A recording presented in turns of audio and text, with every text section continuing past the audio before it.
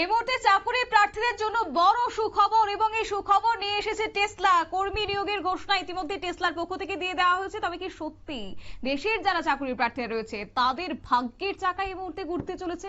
যাবো বিস্তারিত, আমাদের সঙ্গে রয়েছে প্রতিনিধি অঙ্কিতা বর্ধন। অঙ্কিতা, এই যে টেসলার আজকে ঘোষণা কর্মী নিয়োগ নিয়ে বিরাট অঙ্কের, কোন কোন পদে এবং কতগুলি পদের জন্য নিয়োগ করা হচ্ছে, টেসলার পক্ষ থেকে কি ঘোষণা দেওয়া হয়েছে?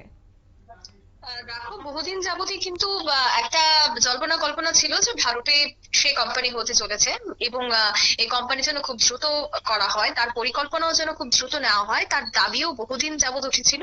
কারণ টেসলা এমন একটি কোম্পানি যে কোম্পানির জনপ্রিয়তা একেবারে তুঙ্গে এবং ভারতে কবে আসবে তা নিয়েও কিন্তু একটা আগ্রহ অবশ্যই ছিল ভারতীয়দের মধ্যে। তবে দীর্ঘদিনের যে স্বপ্ন, সেই স্বপ্ন এবার পূরণ হতে চলেছে, কারণ ভারতেই কিন্তু এবার কারখানা তৈরি করার পরিকল্পনা নিয়েছে এই সংস্থা। তবে গত বছরের লোকসভা নির্বাচনের সময় আমরা দেখেছিলাম যে ভারতে যে টেসলার উচ্চ আধিকারিকরা তারা কিন্তু এসেছে।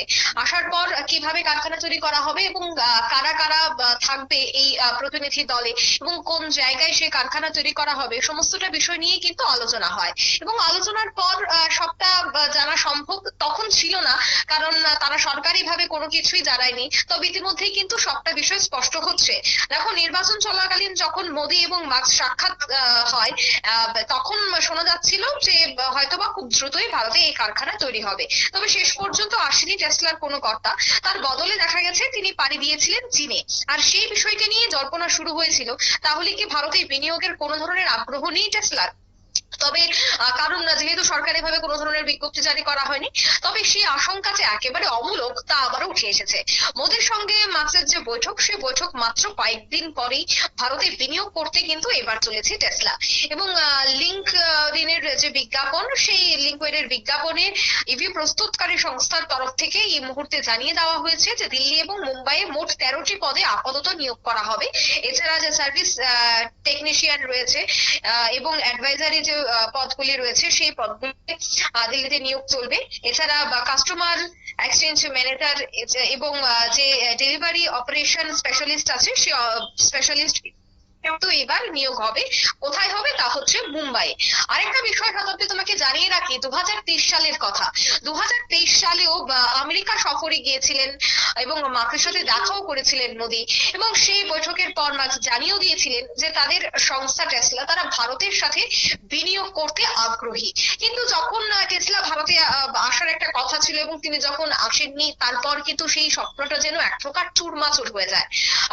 তবে যাই হোক, এবার কিন্তু সেই স্বপ্নটাই সত্যি হতে যাচ্ছে। শোনা গিয়েছিল বা শোনা যাচ্ছে যে বর্তমানে কিন্তু কারখানা তৈরি হচ্ছে।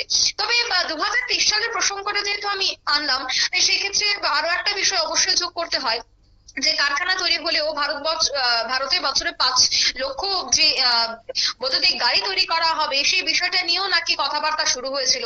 এবং গাড়ির দাম কত হবে সেই বিষয়টা নিয়েও কিন্তু এক প্রকার একটা বৈঠক হয়, এবং সেই জায়গায় সূত্র মারফত জানা গেছে যে 20 লক্ষের মধ্যেই কিন্তু সেই গাড়ির দাম থাকছে। এবং এই টেসলার গাড়ি একেবারে জনপ্রিয়তা যথেষ্ট রয়েছে, যেহেতু এটি ব্যাটারি চালিত গাড়ি এবং বর্তমানে ব্যাটারি চালিত স্কুটি রয়েছে, ব্যাটারি চালিত ই রিক্সা রয়েছে।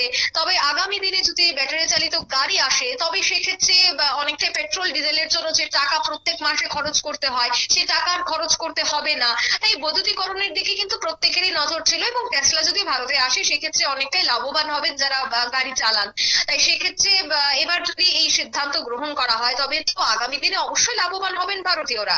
অন্যদিকে মোদী এবং মার্কসের যে বৈঠক, সে বৈঠকের পরেই ভারতে কর্মী নিয়োগ শুরু করে দিয়েছে টেসলা। ভারতীয়দের জন্য এই মুহূর্তে জানা গেছে যে প্রায় 32টি থাকছে পদ, দুঃখিত 13টি থাকছে পদ। সেই 13টি পদেই কিন্তু মুম্বাই এবং দিল্লি তার গাড়ি আসবে বলেই কিন্তু এক প্রকার আশায় বুক পেতেছে ভারতীয় বিনিয়োগকারীরা। একেবারে ধন্যবাদ। অর্থাৎ কিছুদিন আগেই দেশের প্রধানমন্ত্রী নরেন্দ্র মোদী তিনি মার্কিন সফরে ছিলেন এবং সেখানেই কার্যত এলন মাস্কের সঙ্গে তিনি বৈঠক করেছেন, এবং এই বৈঠকের দিন কয়েক পরে কার্যত টেসলার পক্ষ থেকে ঘোষণা করা হয়েছে ভারতে কর্মী নিয়োগের, এবং ইতিমধ্যে দিল্লি এবং মুম্বাই জুড়ে মোট 13টি পদে নিয়োগ করা হবে। যদি সেক্ষেত্রে এই টেসলার যে কোম্পানি সেটা যদি ভারতে তৈরি করা হয়, কারখানা যদি গড়ে ওঠে, তাহলে আগামী দিনে ভারতে বছরে 5 লক্ষ বৈদ্যুতিক গাড়ি তৈরি করা হবে বলেও কিন্তু খবর রয়েছে। নিয়ে নিচ্ছে ছোট্ট একটি বিজ্ঞাপন বিরতি, সঙ্গে থাকুন।